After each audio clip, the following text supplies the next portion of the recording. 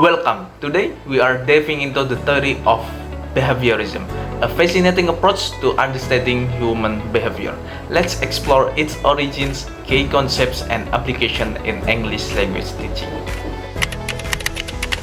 The theory of behaviorism was first developed by John B. Watson and further advanced by B.F. Skinner, who popularized it in modern context. These pioneers shifted the focus of psychology to observable behavior, setting the stage for profound educational methodologies.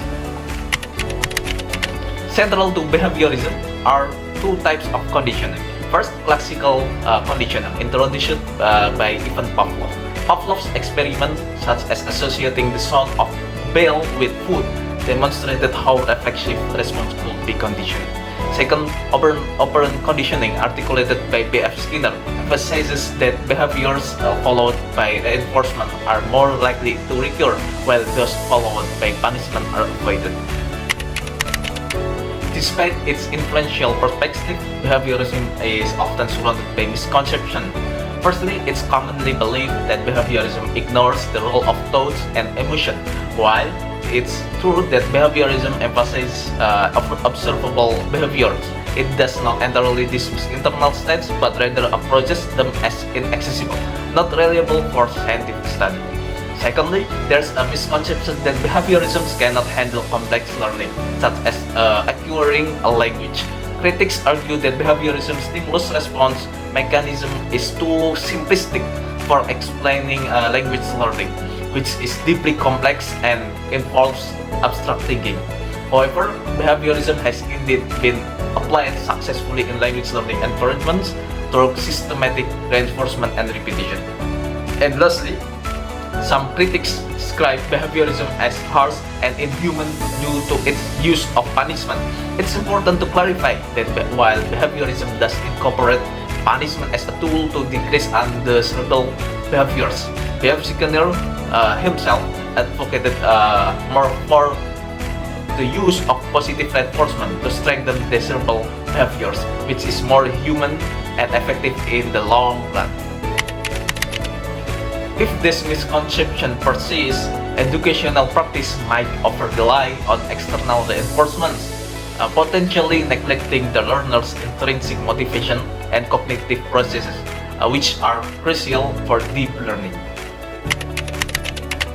In English language teaching, behaviorism informs several effective strategies. Techniques like repetition and imitation are fundamental for teaching vocabulary and sentence structures also.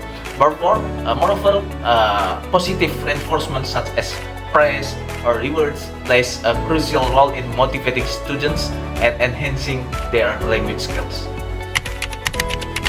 One practice that can be done with this theory is role play. Let's consider a practical application about role playing. Imagine a scenario about in the restaurant where students act as customers and waiters. The setup allows learners to practice ordering food in English, applying their vocabulary in a dynamic setting.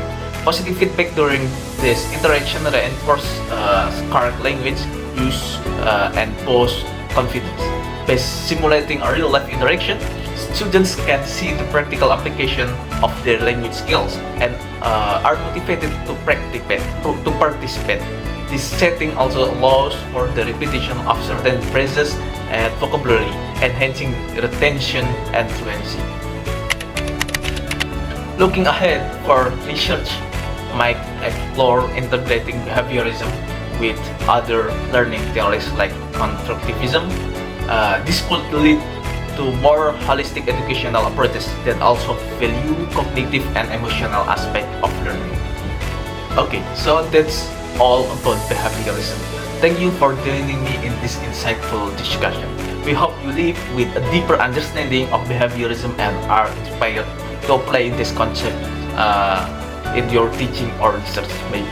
For more information, revisit the work of Pavlov, Watson, and Skinner and continue exploring how these foundational theories can be integrated into modern educational methodologies. So, goodbye for now and happy learning. Thank you very much.